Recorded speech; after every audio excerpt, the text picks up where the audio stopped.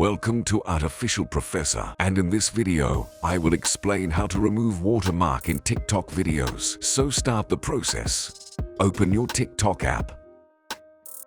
Now simply look for your video which you want to download without watermark. Like I will try to download this video. So let's start the process. Tap on the share icon. From here, tap on this option copy link.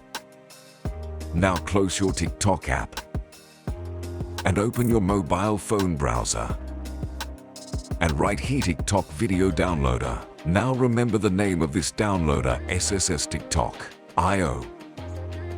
Tap on this one and paste the link of the video and tap on the option download. So you will see the option download video without watermark. Tap on this one.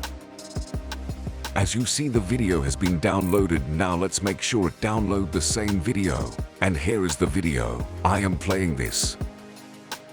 As you see, the video is successfully downloaded without any TikTok watermark.